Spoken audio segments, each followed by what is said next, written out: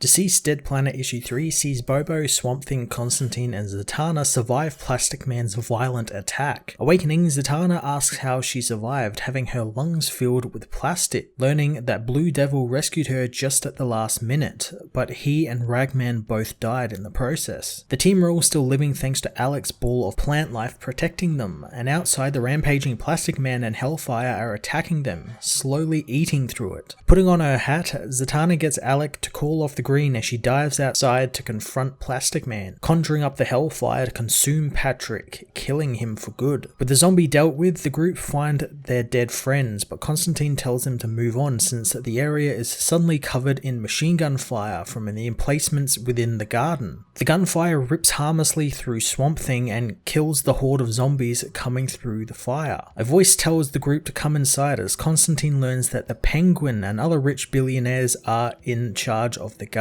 Across the world, Damian stitches together John's cape as someone comes to see him, saying that he didn't figure Batman was much of a sewer. He tells them that his father was rather dependent on Alfred, but he wants his Batman to be entirely self-sufficient. The man he greets is Jim Gordon, who is happy to see Batman is back, offering his hand to shake, but Damian refuses to take it, instead hugging the Commissioner, which surprises Jim since Bruce wasn't much of a hugger. Damian knows he's not as emotionally stunted as his father, joking how it was a good thing Scarecrow never realized Batman's greatest fear was intimacy. Dr. Fate comes to see them, telling Damian that Superman was healed successfully. Elsewhere in the Tower of Fate, John is woken by Krypto, and is also greeted by Mary, who says that the Superdog never left his side and is very well trained. John knows that the woman looks familiar, so she changes into Mary Marvel. John is happy to see that she survived, but Mary knows that many didn't, telling John that they are currently hiding out in the Tower of Fate, where he was brought after being stabbed by a magical kryptonite sword. John thanks Mary for patching him up, as back in the Southern Garden, the Shadow Pact are told by Maxwell Lord that the bunker was made for and by billionaires and world leaders, who also have access to their own personal army, whose families also live there, and in return they work for the billionaires. John can't believe that even in an apocalypse they found a way to keep the class system intact, as Swamp Thing finds that the Green is crying out to them from there. The group is met by Jason Blood, who after turning into Etrigan tells John that Hell isn't happy since thanks to the virus, souls are locked into the body. John figures that Hell isn't happy that they aren't getting a piece of the Armageddon, and because of that, he learns Trigon is coming up to wipe everything away. As they talk, they hear gunfire, and going to investigate, they find Swamp Thing is being attacked by the soldiers. Zatanna tells her friends that the billionaires have imprisoned the Floronic Man and are forcing the Green to produce for them. John understands that these are bad people, but they need to talk about this. However, Alec doesn't care, grabbing Max Lord and demanding he release the Floronic Man. Max refuses to cooperate, so Alec pops his head off, killing the man and causing the Penguin to call for Professor Ivo. Ivo activates his Amazo android, which blasts Swamp Thing before Zatanna seals it away in a shielded bubble. More Amazo androids come for the group and Constantine wants them to leave, but Swamp Thing refuses to leave since these people are torturing and abusing the Green. John promises that he will get his revenge, but right now they need to go home. The group all reluctantly escape,